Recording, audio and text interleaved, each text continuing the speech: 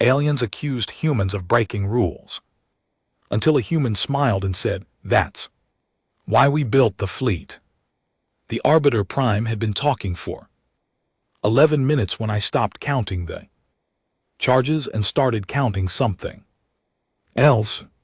The Vethkai ambassador had used the word unilateral 9 times. I was waiting to see if he would hit an even 10. The chair they gave me had one short leg, not all 4 legs, just the one back left, enough to give the whole structure a tilt that would have been subtle to anyone who was not sitting in it. I had fixed it with my boot heel. Inside the first 30 seconds, the fix was temporary. The fix required constant pressure. I kept the pressure on while the Arbiter Prime read from his list.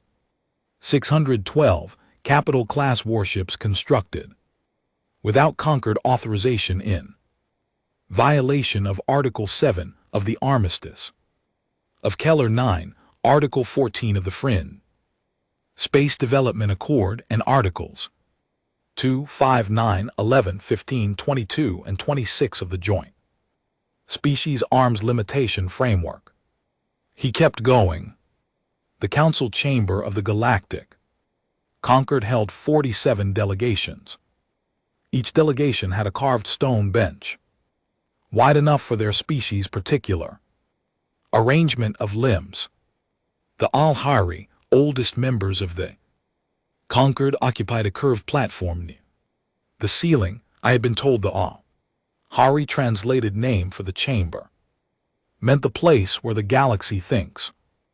Right now, the galaxy was thinking very loudly about what humans had done.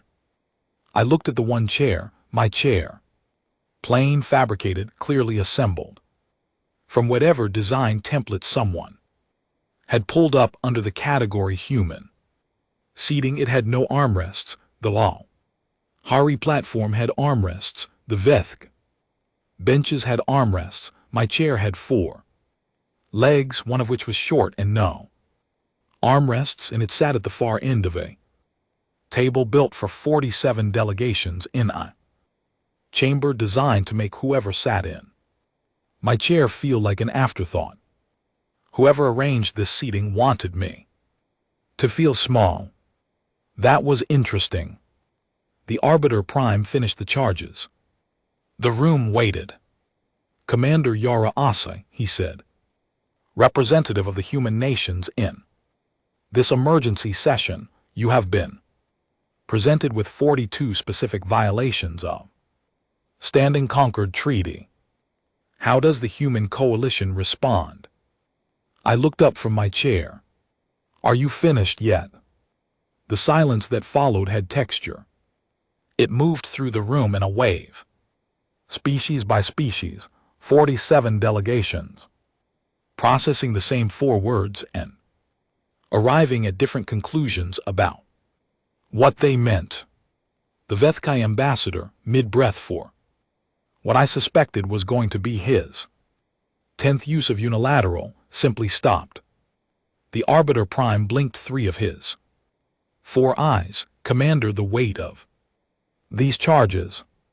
I heard the charges, I said.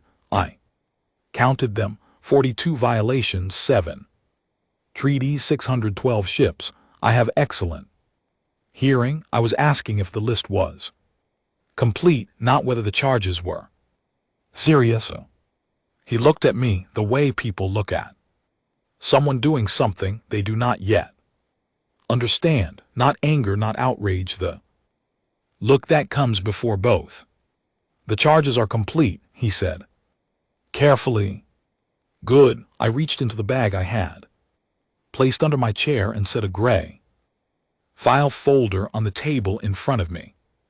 I did not open it. "Let me tell you something about the Armistice of Keller 9. The Vethkai ambassador found his voice. "The commander has already admitted the violation." "I have not admitted anything yet," I said. "You listed charges." I confirmed. "I heard them. Those are 2 different things." I looked at the file folder. The armistice of Keller 9 was signed 460 years ago. I have read it 3 times. The language in Article 7 is very specific about the construction of unauthorized warships in Concord. Adjacent space, you want to know what the drafters defined as Concord. Adjacent space. I looked up at the chamber. 47 delegations. 9 of them had species representatives who had actually been alive when the armistice was signed. Everything inward from the outer veil. The armistice covers everything inward. From the outer veil, our yards are.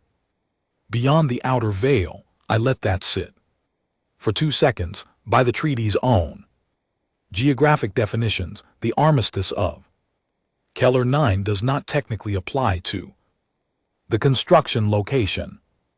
The arbiter prime straightened. The spirit of the treaty is an interesting conversation, I said, and we will have it, but it is different from the letter of the treaty. And I want everyone in this room to know. I understand the difference before we proceed. What I did not say, I had found the veil loophole in year 3 of construction.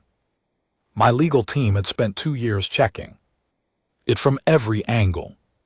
It was real, it was thin, it was not a true defense, but it was enough to buy time in a room like this, and time was what I needed. The room had shifted, not in my favor. Not yet, but the simple, furious certainty with which 47 species had entered this chamber had acquired a small crack. The Alhiri elder high on its curved platform had not moved. 9 eyes, it had been watching me since I sat down. Every time I looked up, it was watching. Not with hostility, with something that felt uncomfortably like recognition. I pushed the file folder to the center of the table. Actually, I said, let me start somewhere else. I picked the folder back up. The arbiter prime's jaw tightened. Commander, I will get to this, I said, I promise. You. But context matters, so let me start at the beginning. I put the folder back in my bag. 17 years ago, a deep-range probe at the edge of the outer veil registered an anomaly.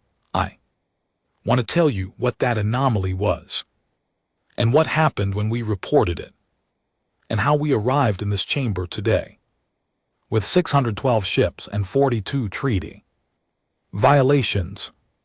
I pulled a thermos from the same bag and poured coffee. The Vethkai ambassador made a sound. I will be quick, I said. I was not quick. The first report went out 17 years ago. Probe designation HR7, Outer Veil. Approach Sector Grid 9.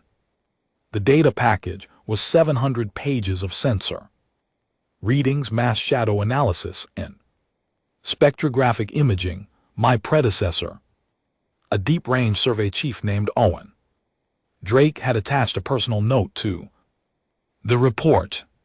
I had read that note so many times I could recite it from memory. It said, "This warrants investigation." 3 words after 700 pages. Owen was economical that way. The Concord's Deep Space Monitoring Committee reviewed the report 14 months later, while the anomaly sat in the outer veil doing whatever it was doing. They issued a response. I did not need to look it up. Insufficient evidence to warrant further investigation at this time. Recommend continued monitoring. I set down my coffee. Continued monitoring, I said to the chamber. We were already monitoring. That was how we found it. They told us to keep doing the thing we were already doing. The orbital prime said, "Deep space monitoring receives thousands of reports."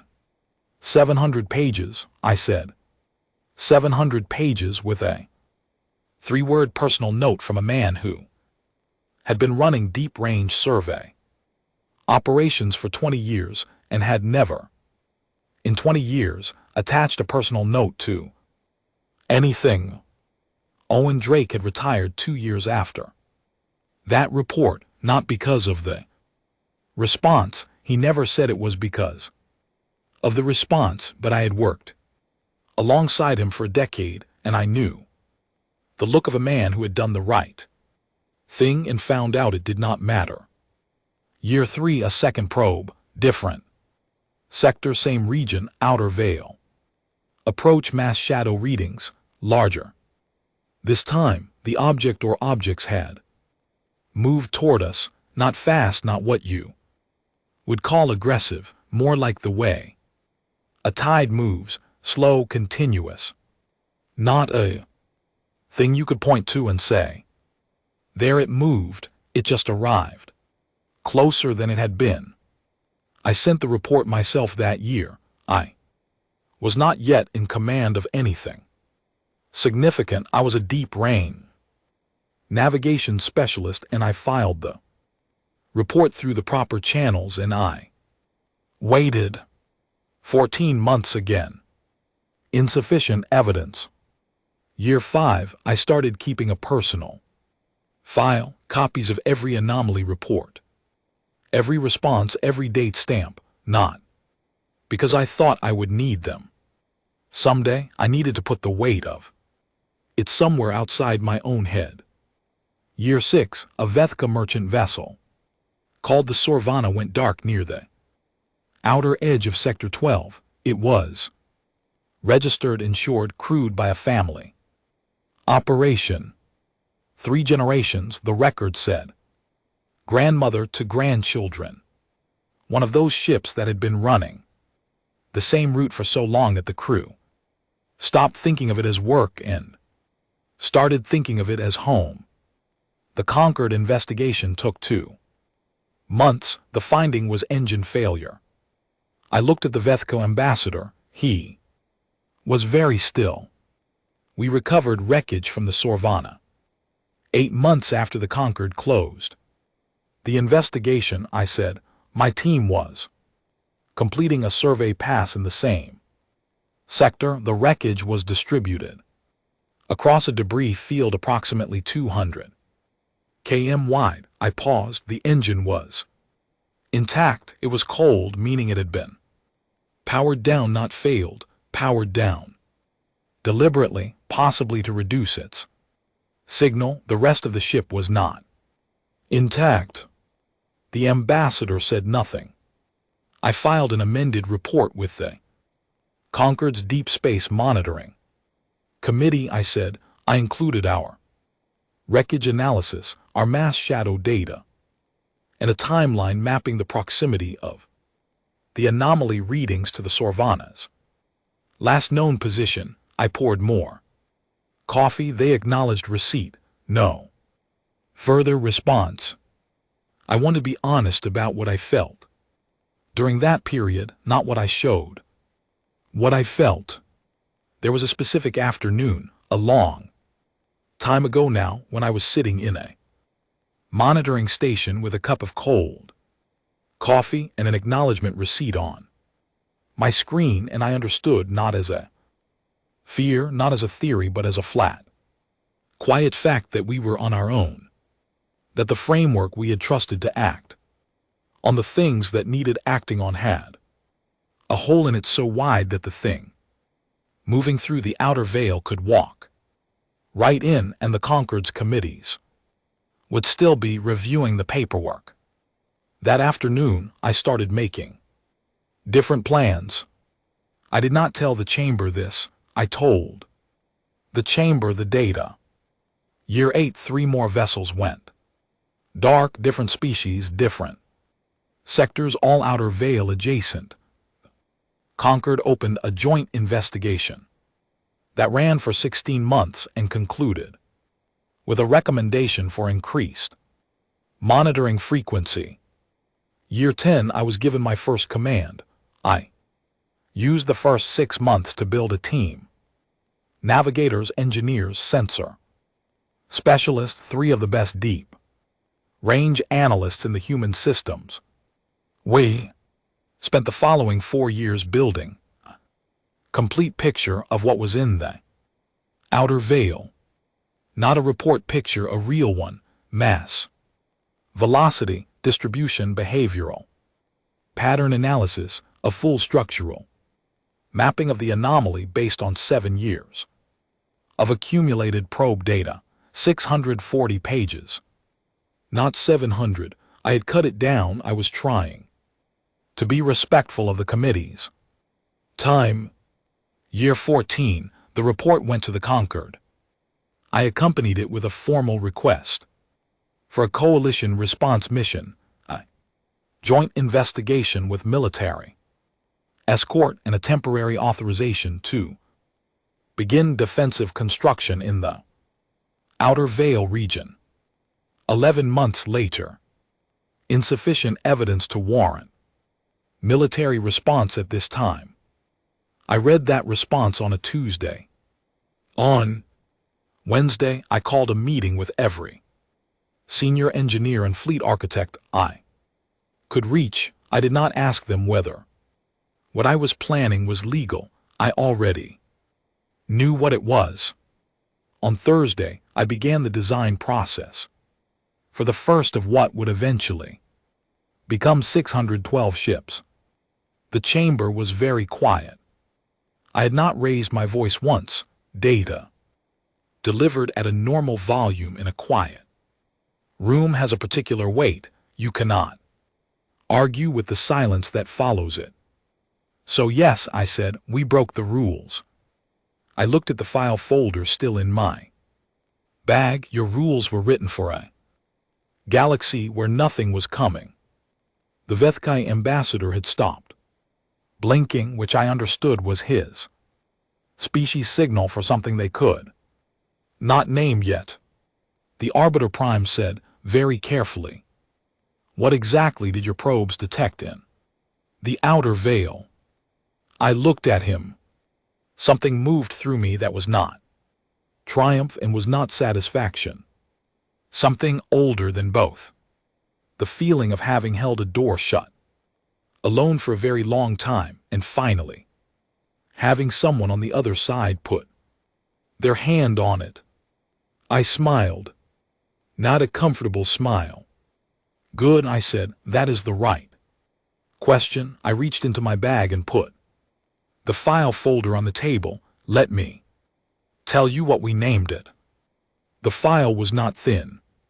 412 pages organized by year, by sector, by type of observation, mass shadow, readings, thermal signatures, behavioral analysis, because you could, after enough data, describe what the thing in the outer veil did as behavior. It made choices. Not human choices, not even what most species in this room would recognize as choices, but there were patterns, preferences, a consistent and reproducible response to stimuli that added up over years to something you could model, something you could eventually predict. I slid the folder to the center of the table. You can review the full file. That is why I printed it. The Arbiter Prime reached for it. He opened to the first page. His second set of eyes moved to find a tail pair tracking the first line of text. He looked up. The Vorath, he said. That is what we called them, I said. Naming rights go to whoever finds it. First, we found it. Across the room, something happened that I had not anticipated.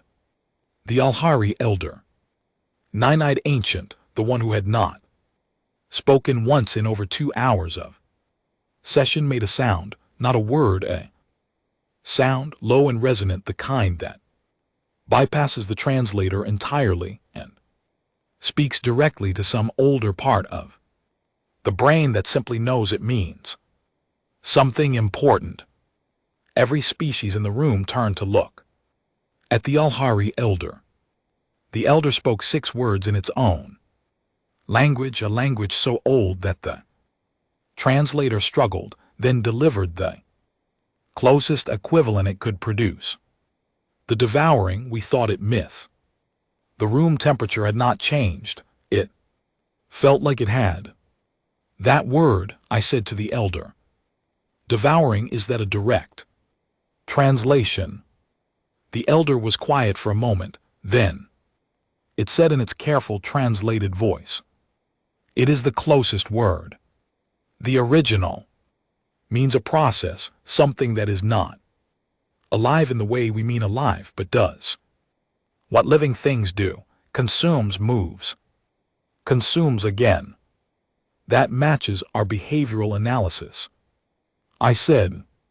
I looked around the chamber. 47 delegations, 9 of them had been alive when the armistice of Keller 9 was signed. The Alhari had been spacefaring for 90,000 years, 90,000 years, and this thing moving through the outer veil existed in their oldest stories not as history but as myth. The kind of myth you build around something you survived but cannot fully believe you survived. The Voreth, I said, do not communicate. We tried 14 separate contact attempts. Over 6 years, every first contact protocol in the Concord's database plus 3 our own teams designed from scratch. No response. No signal. Acknowledgement. No behavioral change in response to our transmissions. I paused. We tried broadcasting on a frequency range. We detected them emitting themselves. They did not respond to their own signal type. What do they want? A delegation representative asked from somewhere in the middle of the room. They do not want, I said, that is the point. They do not want anything we have a word for. They process star systems. They move through space, and when they encounter a solar body with accessible material, planets, moons, astral fields, they strip it and move on. They are not malicious. They are not hungry in the way that implies choice. They are not aware of us in any way we can detect or communicate with. They do what they do the way a river does what it does. The river does not hate the valley. The river just moves through it. You are describing the destruction of inhabited worlds, the Vethkai ambassador said. Yes. And your response is to compare it to a river. My response is to tell you accurately what we are dealing with so that what comes next makes sense to you. I looked at him directly. The Vethkai colony on Sorrow Prime, your oldest settlement. 400 million people. He did not move. Based on our most recent deep rain trajectory data, updated 3 weeks before this tribunal was convened, the leading edge of the Vorcha formation will reach the outer veil's exit boundary in approximately 16 months. I let that number sit in the air. The first inhabited system past that boundary is Sorrow Prime. The chamber moved, not dramatically, not a single outburst. The motion was smaller than that, the kind of collective physical shift that happens when every person in a room has the same thought at the same moment and there is no sound large enough to cover it. The Vethka ambassador stood, sat back, down, stood again. You knew this, he said. You knew the trajectory, and you did not. I sent reports, I said, 14 formal requests for a coalition defensive response over 11 years. I have the acknowledgement receipts, every single one. I looked at him steadily. Last request was denied 23 months ago. 3 weeks after that denial, I authorized full construction acceleration on the final 200 ships. The Arbiter Prime was still looking at the first page of the file. He turned to the second page. He read something. He set the file down. Why, he said slowly, did you not bring this information directly to the full council, bypass the monitoring committee? This level of threat warrants emergency session. Emergency session requires a sponsoring member nation. I said, humans are not a member nation. We are an associated species under a provisional development treaty. We cannot call emergency session. We cannot bypass the monitoring committee. We cannot authorize joint operations or request military coalition support. Those pathways are not available to us. I picked up my coffee. So we used the pathway that was available. Nobody spoke. The Armistice of Keller 9 says we cannot build unauthorized warships in conquered adjacent space. I said, we built them in non-adjacent space. 17 years of treaty language analysis, probe data, construction logistics, rationing, budget redirection, every human colony expansion program delayed by 3 decades, every surplus resource across every human-governed system redirected to the outer Vale yards. I paused. 612 ships fully armed, fully crewed, currently positioned at the Vale boundary, pointed outward, the Arbiter Prime repeated. Not at conquered space, I said, not at anyone's home systems, at the Vale, at what is coming through it. The file was still open on the table. I nodded toward it. Last section, page 410.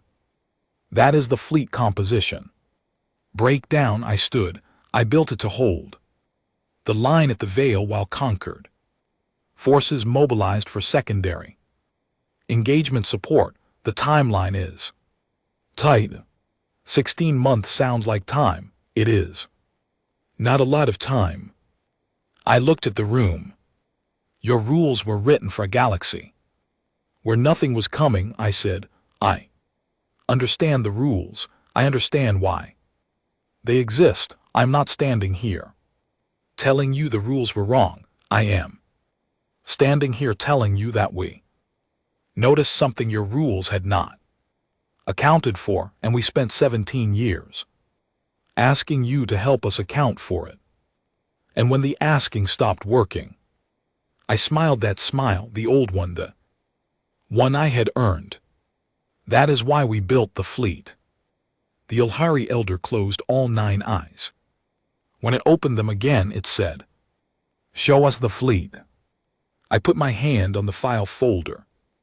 The room was ready to open it now. The outer Vale looked like nothing from the outside. That was always the first thing. You crossed the last charted boundary. You pointed your ship into the deep between systems, and there was nothing dramatic about it. No color change, no visible line, just the familiar darkness of space. And then, if you had the right sensors, which most ships did not, the readings that told you the darkness here was different, denser in some way that was not a physical measurement, but was absolutely a correct description. The outer Vale was the darkness that had something in it. I had made this crossing 14 times. It got easier. No, it did not. The Annihilators jumped out of transit into full battle orientation at 3:40 ship time, and before the transit disorientation had fully cleared, the crew had already called out the fleet status. All 612 ships present and locked, spread across a defensive line that from the observation deck reduced stars to background detail. They stretched in every direction I could see. I had been there for every hull plate. I had approved every engine specification, every weapon system, every communications protocol. I had visited every construction yard. I had spoken to The workers, engineers, welders, programmers, people who gave up their own futures to build something they hoped they would never have to use. I knew what the fleet had cost, seeing it assembled for the first time, as a complete single force produced something in me that I will not describe because it was mine. "Admiral," said Owen from the command station, Owen Drake's son as it happened, same first name by his own choice when he joined the service. He had his father's economy with words. Fleet is green across all sectors. Positioning holds, sensor net is live. The Concord liaison is aboard. Arrived 20 minutes ago, observation deck 2. The Concord had assigned a liaison to the Annan 6 days after the tribunal session concluded, not a political officer, a military one. Cale, a young Vethguy officer, first generation, born on Sorrel Prime.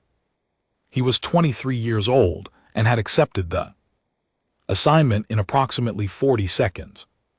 When it was offered, which I respected, he was standing at the observation window on deck 2 when I arrived. He was not looking at the fleet, he was looking at the space beyond the fleet. The deeper dark, the direction the Voreth were coming from. He said without turning, "I grew up looking at stars and thinking they were permanent." "They are permanent," I said, "relative to a human lifespan they are essentially permanent. The Voreth do not think in human lifespans. No, they do not think at all. Technically they process." I stood beside him at the window. The colony records for Sorrel Prime, I reviewed them before we deployed. He was quiet. 420 million people, I said. Agricultural base, 3 universities. A coastal city that your species travel. Records describe as the best place in charted space to watch a sunrise, which I found surprising because your species has 842 member worlds, and apparently this particular sunrise on this particular coast is the one worth traveling for. He looked at me. "You read our travel records?" "I read everything," I said. "That is the job." He turned back to the window. "How many of those 420 million people know you are here?" "All of them." The Concord public announcement went out 5 days ago. Emergency defense action. Disclosure, I had pushed hard for that. No more closed committees, no more 14-month response cycles. Full disclosure or we hold the fleet back in. I had been willing to mean it. They know. How do they feel about the fact that the people who have been preparing for this for 17 years are human? I thought about the messages I had received in the 72 hours after the announcement, not the official ones, the personal ones from individuals, from colony residents, from parents who had looked up Sorrel Prime's odds and then looked at their children.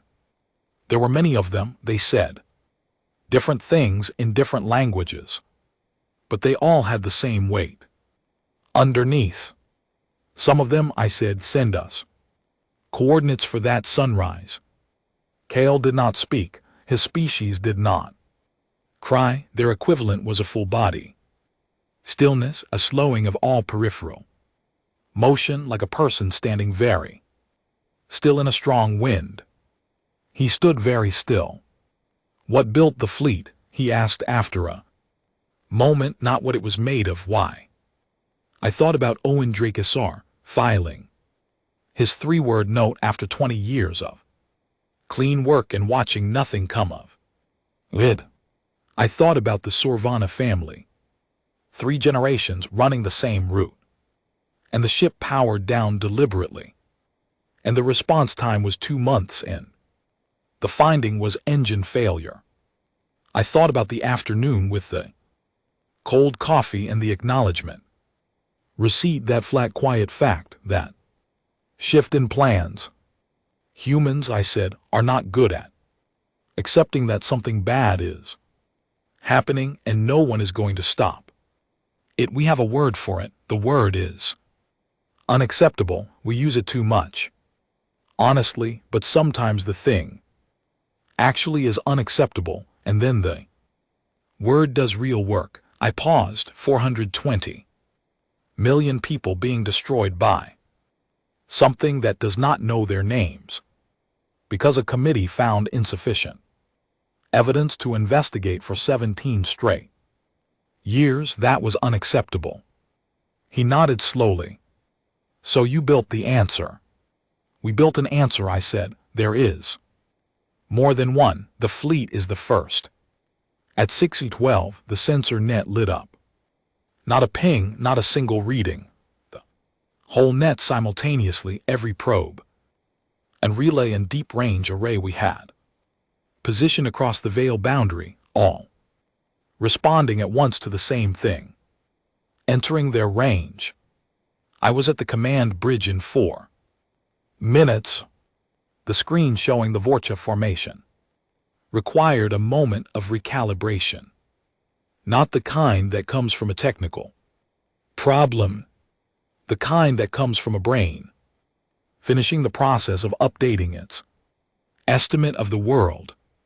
They did not look like ships. They did not look like anything with a structure that matched any design logic we could parse. They were masses, dense, dark, slow in terms of velocity, but vast in terms of presence. The sensor readings translated their physical profiles into the false color imaging for human viewing, and what came out on screen was a collection of shapes that were approximately the way nightmare is approximately a story. The outline was recognizable. What was inside it was not. Formation count, Owen said. The sensor analyst, a young woman named Petra, who had been awake for 29 straight hours and showed no sign of stopping, said 41 confirmed mass signatures. Possible additional contacts in the deeper range. Sensor shadow makes confirmation difficult. Estimate between 55 and 70 total. I had run the projections for 41. 41 was hard. 70 was a different conversation. Fleet disposition, I said. All ships online, weapons charged. Shields nominal. Owen was calm. The way, a very good bridge. Crew is calm, not because there was nothing to be afraid of, but because being afraid was not on the list of things to do right now. Your call, Admiral. I looked at the screen, at the shapes that were not ships, at the false color imaging trying to give form to something that had no form in any architecture any species in the Concord had ever built. Behind our line, 6 hours out, the first wave of Concord emergency response ships was forming. They would not reach our position for 6 hours. In 6 hours, the Vor-Eth formation would cover half the distance to our line. The math was what the math was. This is Admiral Ozai to full fleet, I said into the open channel. You have trained for this. You know your assignments. You know the plan. I looked at the screen. Whatever happens at this line, the colony on Soro Prime is 6 light hours behind us. Nothing passes this line. I paused. That is all. That is the whole job. Nothing passes this line. Kale was standing at the edge of the bridge. He had not been assigned there. No one told him to leave. Are you scared? He asked. No, I said. I was absolutely scared. Engines live, weapons free, all sectors, I said. Hold the line. The fleet moved. 41 hours. That was the engagement. 41 hours from first contact to the moment the Voreth formation began, not retreating, which was the wrong word for what it did, but recalculating. The distinction mattered. A retreat is a decision made by something that knows it has been beaten. What the Voreth did was slower than that, and in some ways more unsettling. They did not stop. They did not turn. They continued moving forward, unchanged in velocity, unchanged purpose, until some internal calculation shifted, some measure of resistance encountered versus resource expenditure required to continue, and then they altered course slightly, then more. The leading edge of the formation was no longer pointing at our line. It was pointing at open space, deep, uninhabited space far past the Concord's fringe. They were not beaten. They had found a lower resistance route, but they were gone. 41 hours, 47 ships lost on our side, 31 human vessels, 16 from the Concord's emergency response wave, which had arrived 5 hours into the engagement and fought, to their significant credit, as hard as anyone I have ever seen fight. The Vethkai contingent in that response wave had known exactly what Colony World was 6 hours behind our line. They had fought like it. I stood the crew down in shifts. Ship was quiet in the way that ships are quiet after something that required everything, not peaceful, emptied out. The kind of quiet that comes when a building finishes shaking. Owen brought me a status report and then just stood there. Say it, I said. We lost the Callaway and the North Star in the final push, he said. Hartwell took critical damage, but she is going to make it back. 47 total. Confirmed. I looked at the crew roster on the secondary screen. Names, 412 names. Across 47 ships, not anonymous. I had approved every crew manifest. I know, I said. The Concord Response Commander wants to speak with you. Give me 10 minutes. Owen left. I had my 10 minutes and I used them looking at the roster and at the screen that showed the Vorcha formation's new trajectory. Heading deep, heading away, heading toward empty space that contained nothing any species had yet claimed.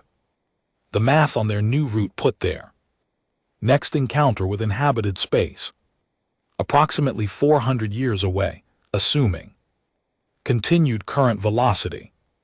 400 years. That was not a solved problem. That was a postponed one. I made a note in the fleet log to begin planning for the next phase, because 400 years moved faster than 17 when you were not paying attention. Then I went to speak with the Concord Response Commander. His name was Drax Solon, a Vethkai senior officer who had been at the line with his own contingent for the back half of the engagement. He had fought hard and lost ships and had the expression of someone who had just recalculated a very large number of previous assumptions all at once. 41 hours, he said. 41 hours, I agreed. Against a formation that size, he looked at the tactical replay on his screen, the positioning at the veil boundary, the anchor points, the relay net. This formation was designed years ago. 7, I said. The core formation plan is 7 years old. We refined it 4 times. You planned for a formation that large. We planned for a formation we did not have complete data on, I said, so we built for the high end of our estimate and then added more. That is the job. He was quiet for a moment. My daughter is on Sorrow Prime, he said. I said nothing. She sent me a message when the public announcement went out. He continued. She asked me if the humans were really going to hold the line. What did you tell her? I told her I did not know. He looked at the tactical replay. I should have told her yes. I did not tell him about the cold coffee and the acknowledgement receipt. I did not tell him about Owen Drake Sr.'s 3-word note, some things you earn the right to know slowly, not all at once. She will get that sunrise, I said. Tell her to send me the coordinates. He looked at me. Something moved across his face that functioned like a smile. 3 weeks after the engagement, the Galactic Concord convened its first formal restructuring session in 300 years. I was given a chair with 4 functioning legs this time. I did not mention the first chair. Some points make themselves. The session ran for 11 days. I attended 7 of them. The other 4 were handled by the human diplomatic team. Felix Hale, our lead treaty negotiator, had the specific gift of making aggressive positions sound reasonable, which was a talent I had always been willing to borrow. He was good at it. The final framework was largely his. The armistice of Keller 9 was formally dissolved on the 8th day. The Concord's Deep Space Monitoring Committee was restructured into a joint early warning directorate with mandatory cross-species staffing and a maximum response timeline of 30 days, not 14 months. 30 days. Humanity was granted full member nation status, voting rights, and a permanent seat on the Security Council. I had expected this. I had prepared for it. I had a speech written out by hand on actual paper that I had reviewed 3 times and then thrown away because, when the vote passed in the chamber, acknowledged the shift, everything I had written felt like too much, too arranged, too formal for what the room actually needed.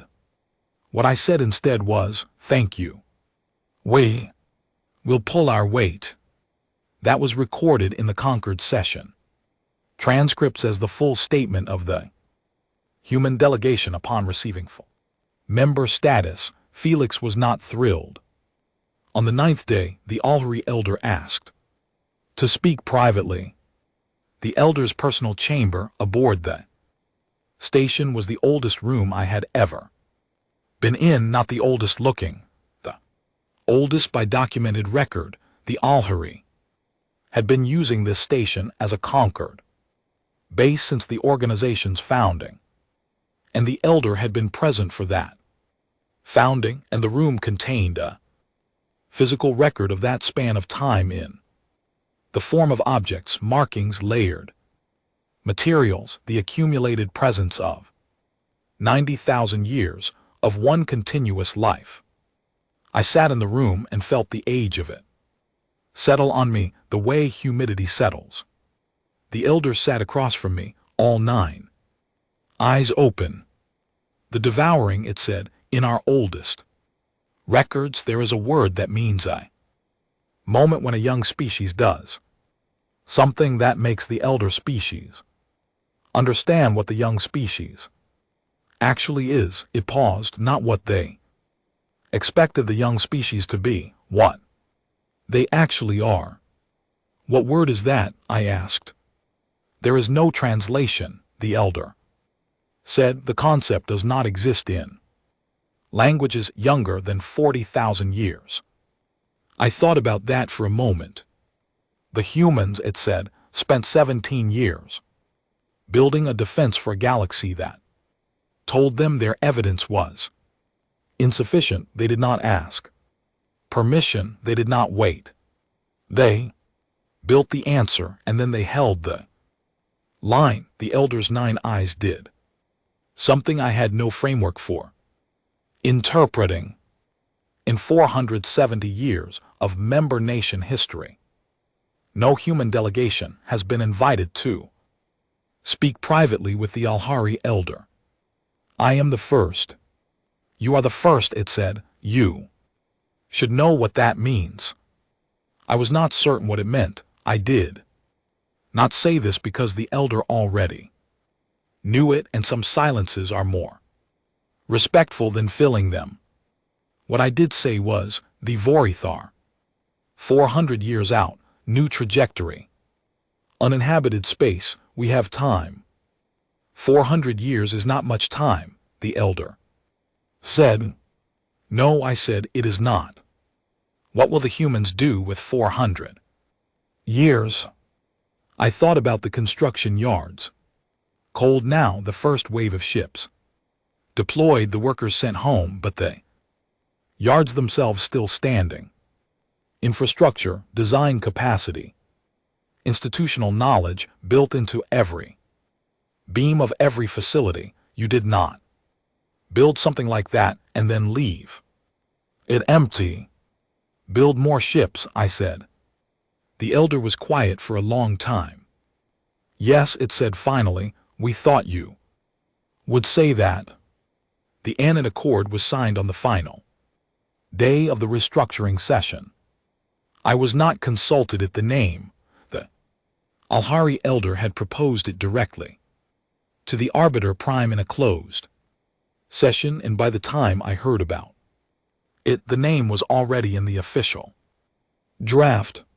The Arbiter Prime called me to inform me personally, which was a courtesy I appreciated, even as I spent 30 seconds staring at the ceiling of my temporary quarters, doing a very poor job of being composed about it. My ship, named for an old story about a spider who tricked the sky god into giving the world its stories. My sister had named her years ago when she was choosing the call sign for the vessel I was building. She had said with the particular certainty of someone who had thought about a thing for a long time and arrived at a clean answer, it has to be something that punches above its weight. Adez had been 26 when her survey vessel went dark in Sector 12. The Concord's report said engine failure. I had not corrected the report in this session, not because I could not, because what I needed from this session was not acknowledgement of what happened to my sister. What snorts I needed was the thing that would prevent it from happening to 420 million strangers. I had gotten that. That was enough. Kale found me after the signing. He had been transferred to a full liaison post, the first of what would become a joint species fast response coordination team, a program that had not existed before this session and would, within 5 years, have permanent staff from 30 of the Concord's 47 member species. He found me on the observation deck of the station. It was late by the station's rotation cycle. The celebration, and there was celebration, appropriate and earned, was happening. One level below, and the sound of it reached up through the floor as a low, warm hum. He offered in the Vethkai tradition, the touching of foreheads, a gesture given only to family. I leaned forward and let him. We stood there for a moment, both of us, looking out at the same dark. Your ship, he said, the Annans, what does it mean? It is a spider, I said, from a very old story. What does the spider do in the story? It outsmarts everyone larger than it, I said, and wins things it has no business winning. He thought about that. Good name for a flagship, he said. My sister named it, I said. He looked at me. She had good judgment, I said. He did not push. Kale had learned in the weeks since the tribunal how to read the shape of a thing I was not going to Elaborate on. He left it where I put it. The celebration downstairs, he said. They are asking for you. I know. You are not going. I will, I said, 5 minutes. He nodded and left me with my thermos and the observation window and the dark. I poured the last of the coffee. It was cold. I drank it anyway. Somewhere in the deep space past the veil, the Voreth moved through the dark. On their new trajectory, slower than a threat, faster than safe, 400 years was. The estimates had been wrong. Before, I pulled up the construction yard status. On my personal screen, the yards were idle for now.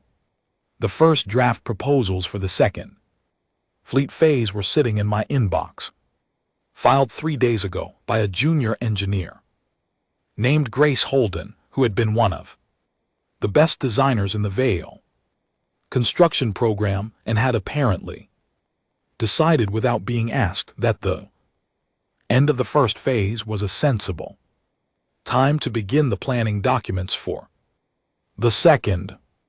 Grace had her father's instincts. Her father had worked in the yard for 11 years. She had grown up visiting him on shift. I opened the draft, read the first page. She had projected a build window of 8 years for the initial second phase. Vessels contingent on the Concord opening, the joint construction authorization included in the Annans Accord framework. That authorization was not yet active. It would require another 18 months of implementation before construction could formally begin. 8 years plus 18 months, call it 10 years. For the first second phase ship, 400 years of runway minus 10. That was still a lot of ships. I started writing notes in the margin of Grace's document, not approval. Questions, challenges, the kind of friction that made a design document better before it became a plan, better before it became a ship. I had learned this from Owen Drake SR, check your work 3 times, then check it again. Galaxy does not reward the assumption that the first answer is the right one. I finished my notes, sent them back to Grace with a 3-word reply. Good, keep going. I capped the thermos, put it in my bag. I went downstairs to where the Galaxy was celebrating the first good thing that had happened because humanity had refused for 17 years to accept the answer no. There were a lot of species down there who were alive because of those 17 years. I shook a lot of hands. I accepted. Translated thanks in 47 languages. I drank something the Olhari contingent offered me that tasted like the first day of winter and left a warmth behind it that lasted hours. At some point, someone asked me what was next. I thought about Grace's document, the construction yard estimates, the 400 years that were not as long as they sounded. I thought about a survey report, 700 pages, 3-word note filed by a good man, and the certainty it would matter, in the full knowledge that it might not. Sent anyway because that was the job. And the job was the job whether anyone was watching or not. I thought about my sister who named a ship after a spider, who believed in punching above your weight, who was gone in Sector 12 on a route she ran for the last time in the Concord, found insufficient evidence, and I found something else instead. 612 reasons to keep going. What is next? I repeated. I smiled. That has always been the job, I said. And I went back to work.